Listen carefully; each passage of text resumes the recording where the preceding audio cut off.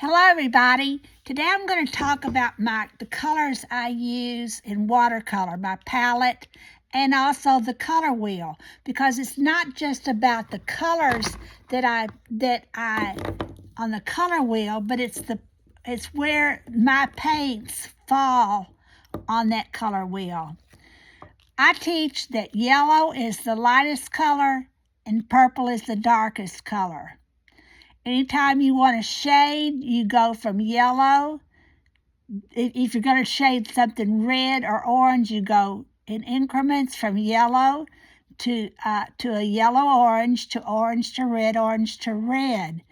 And at that point, you have to sort of shift gears. But if I were going to paint a sunflower, the petals of a sunflower or a black-eyed Susan, I would go from yellow to yellow orange to red orange to red. Now, if I were going to do the leaves of that same black-eyed Susan or sunflower, I'd go from yellow to yellow green to green to blue. Now, there are paint color names. I use DaVinci paint, DaVinci watercolor. I feel like it's the best bang for your buck, and I have a fortune, I just have a fortune invested in these.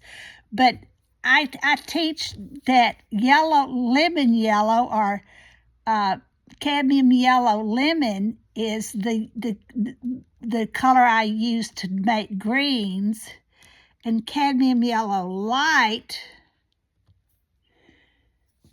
is the color that I use to paint oranges. See the difference in those two colors? One is greener, one is oranger. Now, this is important, and I'll get to it later, but keep that in mind. The two yellows that I'll use, and I'm going to paint the petals first, so the next color would be cadmium yellow medium, cadmium yellow medium, which is a slightly darker color than cadmium yellow light. See the difference? Cadmium yellow medium, it's getting oranger, to cadmium yellow deep. Now, you don't have to have all these colors because you can mix some of these colors. And cadmium yellow orange is next. Cadmium orange. And then cadmium red light. Cadmium red light. Now, do you see how those colors are getting incrementally darker? That's important. So color, on the color wheel, you're going from yellow to red to paint something orange. And then not only that, they have specific colors and they're put in specific places.